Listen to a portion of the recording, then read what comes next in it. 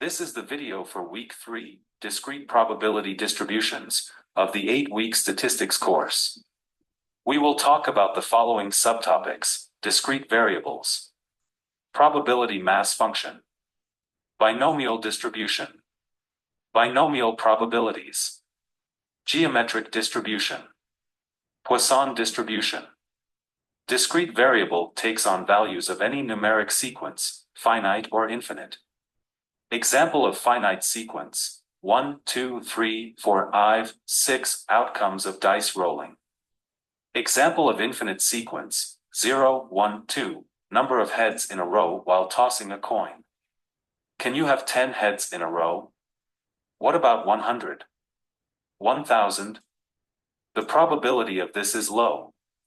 But it is still possible. So, the sequence is infinite. Discrete variables can be characterized by probability mass function, PMF. Each number of the sequence has its mass, non-negative probability. The sum of all probabilities in the sequence is 1. Continuous variable takes on values at every point over a given interval. A continuous variable is characterized by a probability density function. We will talk about it later in the course. A mixed variable is continuous on some interval and discrete on other interval. Some variables are neither continuous nor discrete. For example, irrational numbers from 0 to 1 are not continuous because they do not include some points of the interval, like 1/3, 2/5, 7/8, and so on. On the other hand, the irrational numbers are not discrete because they cannot be enumerated, take it without the proof. Today, we will work only with discrete variables. What is a discrete random variable? It is not a number. It is a function. The argument of this function is an outcome of an experiment, for example, a top side of the dice after we rolled the dice. The value is any real number. The random variable shown on the slide is defined by 6 equations. We assign to 6 outcomes of the experiment 6 natural numbers: 25, 13, 22, 28, 19, and 16. The set of these numbers is called the range of the random variable. Previously, we used the word range to describe the difference between the maximum and minimum numbers in the set. Now we use it to describe the entire set. Example 1. Toss a coin 100 times. Let random variable x be the number of heads. Then the range R is 0, 1, 2, 3, 4, 99, 100. Example 2. Toss a coin until the first head appears. Let random variable x be the number of tails. Then the range R is 0, 1, 2, 3, 4, any positive integer. NW, we know 2 functions. The first is probability as a function of an outcome. The second is the value of the random variable as a function of an outcome. Using these 2 functions, we build the third function, the probability of each value of the random variable. This probability mass function is shown in the red. Consider an experiment with 3 outcomes, 0, 1, and 2. You've repeated the experiment 100 times and got the frequencies 28, 48, and 24. Calculate the average and see that it can be expressed as x1 by p1 plus x2 by p2 plus x3 by p3. It is called an expectation of the random variable and is equal to the mean. The expectation of x minus mean squared is a variance. Use collab 3, cell 1. Enter an array of values and an array of probabilities, and run the cell. The output is mean, variance, and standard deviation. These arrays can be very long. Can we divide all data into several groups and use averages of each groups as the first array, and corresponding probabilities, calculated proportionally to the size of each group, as the second array? The next slide proves that we can. Let us solve the problem from our textbook. Copy the table from the textbook. Paste it as an input string in cell 8 of collab 3. Run the cell and see the answer. The The probability mass function can be estimated from the frequencies. Cumulative distribution function can be estimated from the cumulative frequencies. The table shows the results of detecting defects in 100 batches. There are 15 batches with 2 defects, 44 with 3 defects, and so on.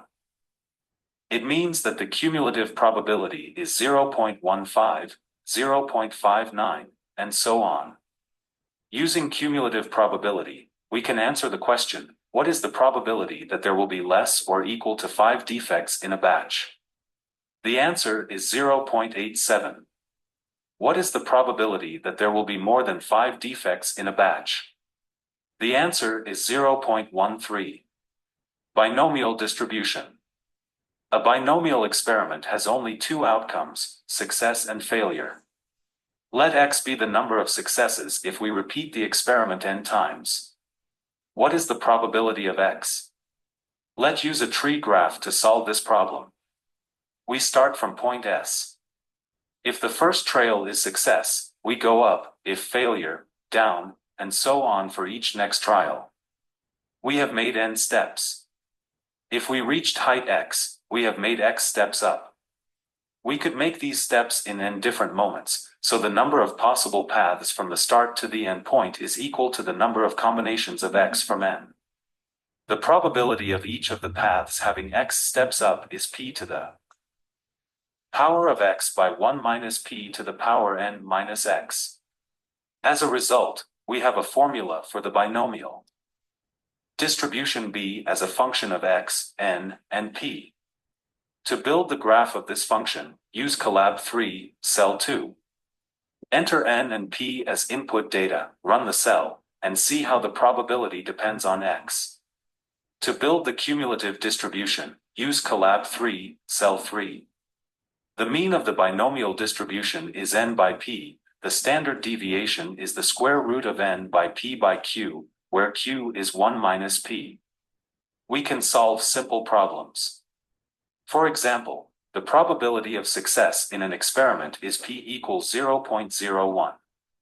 You repeat the experiment 1,000 times. How many successes do you expect to have? What is the standard deviation of the number of successes? The answer is 10 for mean and 3.146 for standard deviation. Another example. What is the standard deviation of the number of defectives in samples of 200 units taken periodically from the output of a machine that has a 0.5% defective rate? The answer is 0.997. The last example. The probability of a potential employee passing a drug test is 0.91.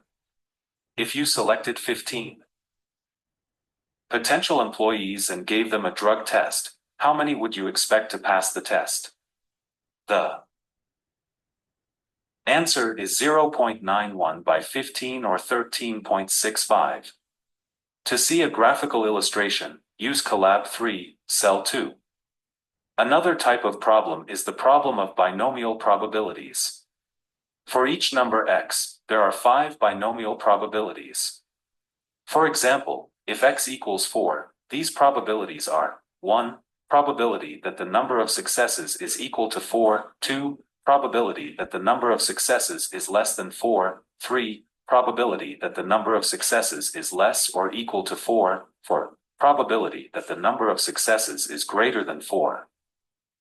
5. Probability that the number of successes is greater than or equal to 4. We can solve the problems like this. 59% of US adults have little confidence in their cars. You randomly select 8 US adults. Find the probability that the number of US adults who have little confidence in their cars is exactly 3, first problem, and more than 6, second problem. Use Colab 3, cell 5 to solve these problems. The answers are 0.133 and 0.096. Another problem. 61% of employees make judgments about their coworkers based on the cleanliness of their desks. You randomly select 8 employees, ask if they judge their coworkers based on this criterion, and count the number of employees who answered yes. Which numbers would be considered unusual? The unusual outcomes of an experiment are the outcomes with probabilities less than 5%. To calculate the probabilities of all possible numbers of yes from 0 to 8, use Collab 2 Cell 2. You will see that numbers 0, 1, 2, and 8 are unusual. The next distribution is the geometric distribution. Let's say you have an experiment with only two outcomes, success with probability p and failure with probability 1 minus p. You repeat this experiment until the first success. The geometric distribution is the probability that it will happen on trail #K. The graph of this distribution are shown for three different values of p. Probability of k equal to 1 is p by definition. Each next increment of k by one more trial multiplies the probability by q. As a result, we have a formula for the distribution and can solve corresponding problems. For example, if a basketball player has a 70% chance of making a free throw, what is the probability that it takes him exactly 3 attempts to make his first free throw? Solution. The probability of success, making a free throw, is p equals 0.70, so q equals 0.3 number of attempts until the first success k equals 3. Use the geometric distribution formula and have the answer. P, x equals k, equals q times p equals 0.3 asterisk 0.3 asterisk 0.7 equals 0.063. One more problem. You are flipping a fair coin until you get heads. What is the probability that you will need more than 4 flips to get the first heads? First, calculate the probability that you need exactly 1 trial, then that you need 2 trials, 3, and 4. The probability that you need more than 4 trials is 1 minus the sum of 4 calculated probabilities. The last distribution for today is the Poisson distribution. Let lambda is the number of events happening during a unit of time. What is the probability that the number of events happening during this time is equal to k? The formula for p of lambda and k can be deducted from the binomial distribution.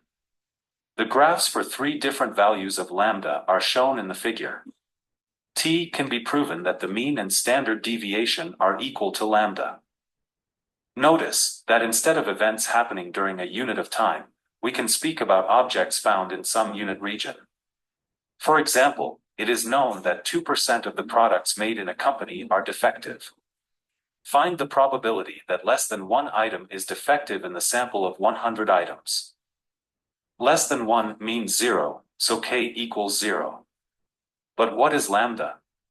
It is 2% of 100 items, or 2, so the answer is 0.14. The next problem. A person receives on average 3 emails per hour. What is the probability that he will receive 5 emails over 2 hours? The unit here is 2 hours, so lambda equals 3 times 2 is equal to 6, and the last problem. The frequency table of the goals scored by a football player in each of his first 35 matches of the season is known. Assuming that the goals scored may be approximated by a Poisson distribution, find the probability that the player scores exactly 1 goal in a given match. What is lambda here? In other words, how many goals are scored in one match? We calculate it from the table. The average number of goals per match is 0.95. It is lambda. The k is 1, so the probability of scoring 1 goal during a match is 0.37. The last subtopic of today's lecture is the law of rare events. Consider binomial distribution with some n, for example, n equals 60, and some p, for example, p equals 0.3. It is shown as a red graph. The blue graph is a Poisson distribution with lambda equal to p by n or 18. Now decrease p with the coefficient of 10 and increase n with the same coefficient. The value of the lambda did not change. So, the blue graph did not change. But the shape of the red graph approached the shape of the red one. The law of rare events says that if p approaches 0 while the product p by n stays the same, the red and the blue graphs coincide. In conclusion of the lecture, I would repeat the formulas for expectation, and for binomial and Poisson distributions.